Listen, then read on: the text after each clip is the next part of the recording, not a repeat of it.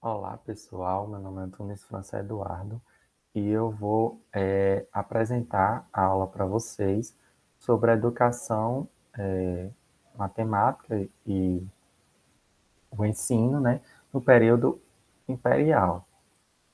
E aí, os objetivos da aula é compreender o contexto histórico no período imperial, contextualizar a educação nesse período, relacionar a educação do período imperial com a atualidade e compreender o ensino da matemática nesse período. Os conteúdos são o período imperial, a educação nesse período e o ensino da matemática também nesse período.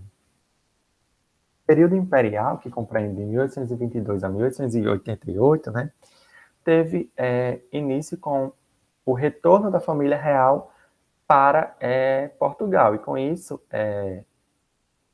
a camada social dominante do Brasil percebeu a possibilidade de efetivar a emancipação do país. E, em consequência disso, né, Dom Pedro I, né, que era o príncipe regente, decidiu proclamar a independência do Brasil dia 7 de setembro de 1828. E com isso inicia-se o período imperial, que vai ser dividido em primeiro império, que é o império de Dom Pedro I, e o segundo império, que é o império de Dom Pedro II. E aí, nesse período, né, teve a inserção do comércio na economia, né, e a sociedade nessa época era dividida basicamente em dois grupos, que era a aristocracia rural, com ideias conservadores, e os escravos, né?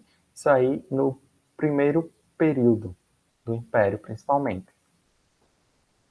E aí, nesse período, foi outorgada em 1824 a primeira Constituição do Brasil, que veio com ideias aí inspiradas na Constituição Francesa. E com isso teve várias características, né, que defendiam a monarquia unitária, hereditária e representativa, oficializou o catolicismo como religião nacional, estabeleceu a superioridade do Estado sobre a Igreja, né, instituiu o voto censitário baseado na renda e na descoberto, né, que não era secreto. Definiu também 4 poderes: executivo, judiciário, legislativo e moderador. E a Constituição, né, era liberal, só que ela foi posta em prática por uma elite conservadora, né, preocupada em manter o seu poder político e econômico, né?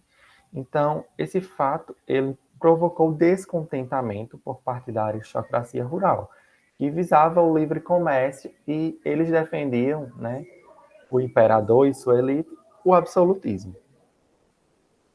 E aí surgiram dois grupos políticos conflitantes, os conservadores e os liberais. E aí começam os conflitos desse período, que foram muitos, né?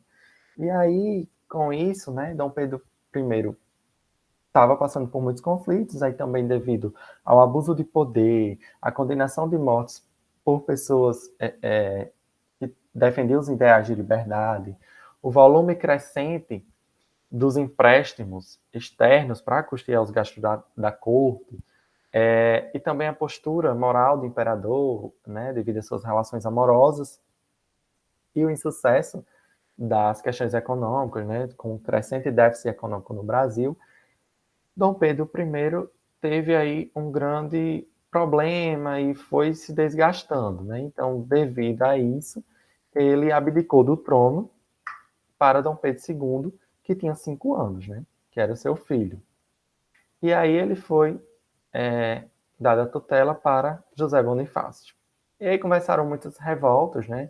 A cabanagem, a sabinada, a balaiada e a Guerra do Farrapos. E aí, dentro dessas manifestações, a elite conservadora conseguiu uma emenda constitucional que Dom Pedro II foi coroado imperador aos 14 anos de idade, antecipando aí a maioridade de Dom Pedro II.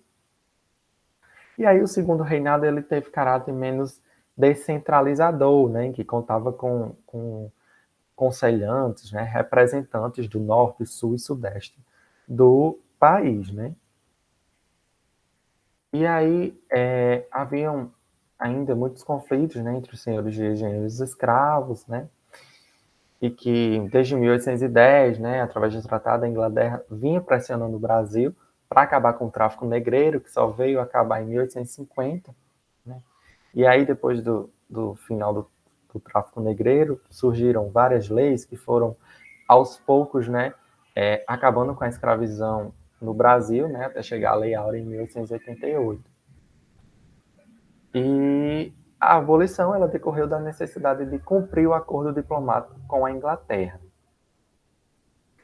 E aí, nessa época, já havia iniciado a cultura de café, com a chegada dos imigrantes, e aí cresceu-se um público importante na sociedade do Brasil daquela época, que era a questão dos funcionários públicos, dos comerciantes, dos profissionais liberais, dos militares, religiosos e pequenos proprietários, né? E com isso, né, eles queriam uma economia liberal. E começaram-se aí os conflitos com o Império novamente.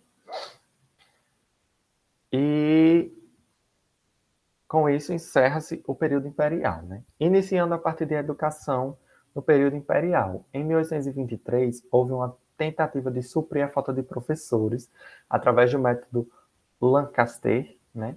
Em que um aluno, que era acompanhado por um inspetor de ensino, ele conseguia ensinar a um grupo de mais 10 alunos. E com isso, a educação ia atingindo mais pessoas, né? Nesse período também surgiu a Constituição de 1824, né, como a gente já havia mostrado, só que para a parte da educação, né, ela instituiu um Sistema Nacional de Educação. E no seu artigo 179, deu as instruções da educação primária e gratuita para todos os cidadãos, né? E também defendia a ampliação do número de escolas, academias e universidades. Em 1826, né, foi apresentado um projeto que defendia que a educação é dever do Estado. E em 1827 criou a determinação das escolas de primeiras letras por todo o território nacional, né? E foi inaugurado também nesse ano diversas escolas, como o Observatório de Astronômico, curso de Direitos e Academia Nacional de Belas Artes. A educação no período imperial, né, na prática, o ensino que era para se expandir nesse período, ele não foi oferecido para todos. E com isso, o ensino também assumiu características regionalistas, né? Faltava também material didático pedagógico básico para as aulas, os professores, eles faltavam muito porque tinham outras ocupações para poder se sustentar e manter-se, né? E a educação era um privilégio dos homens livres. O ato adicional à Constituição delegava que as províncias, no caso dos estados, tinham responsabilidade com o ensino primário e secundário. Como não havia professores habilitados para ensinar, de fato, gerou a necessidade de criar as escolas normais, né? E apesar dessa determinação legal, na prática isso não ocorreu. O Império não estabeleceu como prioridade a educação. Apesar de ter todas essas leis e que ia se aumentar a demanda de expandir a educação para todos, aumentar o número de escolas e tudo, o Império não teve a prioridade de realmente efetivar isso. Porque ele queria solucionar os problemas políticos e econômicos dos conflitos que a gente viu que ocorreu durante todo esse período, né? E aí, em 1850, ocorreram algumas modificações na estrutura educacional, né? Criou-se aí uma inspetoria geral da instituição primária e secundária do município da corte, né? Para fiscalizar e orientar o ensino, né? Estabeleceu as normas de exercício de liberdade e ensino de um sistema preparatório para o professor primário. Estabeleceu-se também um modelo de educação através de Dom Pedro II, né, da escola. Só que, mais uma vez, né, só para a gente ter uma ideia, esse período ele vinha expandir a educação e o acesso às escolas, só que na prática isso não ocorreu, né?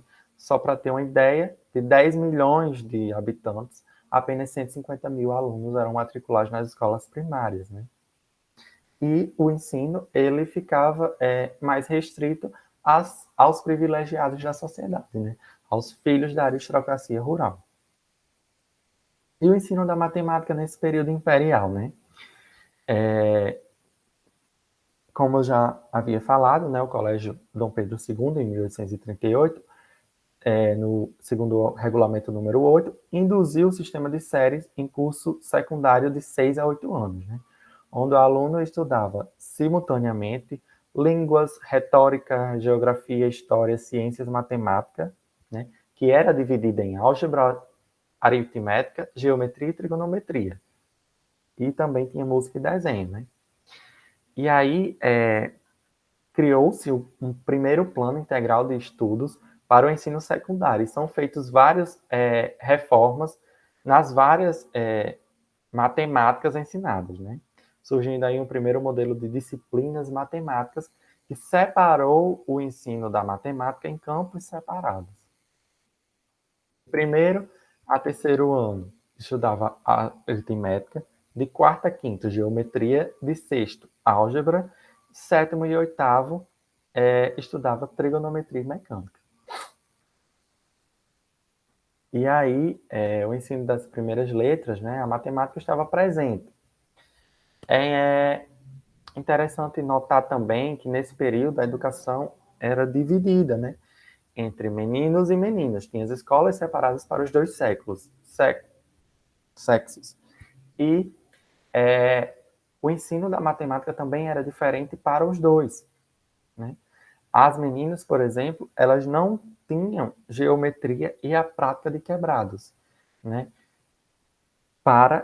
Tirou-se essa parte e incluiu no currículo delas as práticas de atividades e economia doméstica, né? Já os meninos tinham aula de operações aritméticas, prática de quebrados, decimais e proporções, noções gerais de geometria. E as meninas não tinham nem geometria nem a prática de quebrados. E aí, né, também temos nesse período, né, o surgimento de preparatórios para os vestibulares, né? E surgiu aí as apostilas, os resumos dos tópicos dos preparatórios, e é uma coisa que a gente vem trazendo até hoje, né?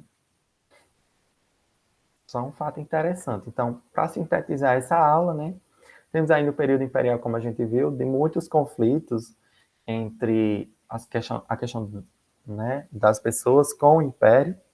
Então, o império, apesar de querer expandir a educação, principalmente, ele se resumiu a tentar resolver esses conflitos. Então, tinha as leis que regia a educação, como a educação do período imperial, né? A Constituição de 1824, que trazia a ideia do Sistema Nacional de Educação, né? A criação do modelo da escola através de João Pedro I, a expansão das escolas, e entre outras coisas estabelecidas na educação desse período, só que, na prática, o Império não estava afim de gastar suas energias nisso, apenas em resolver os seus conflitos, né?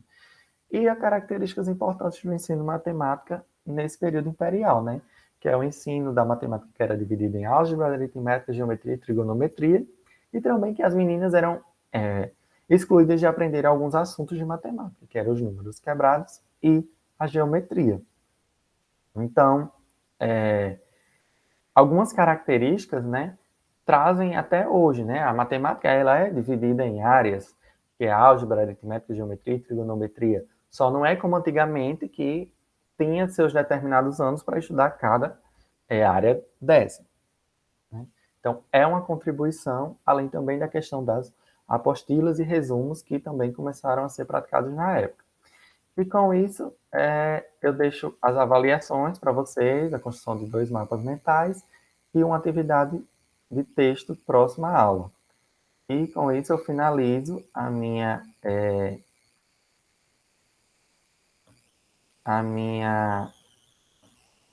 apresentação. Então, é isso. Muito obrigado.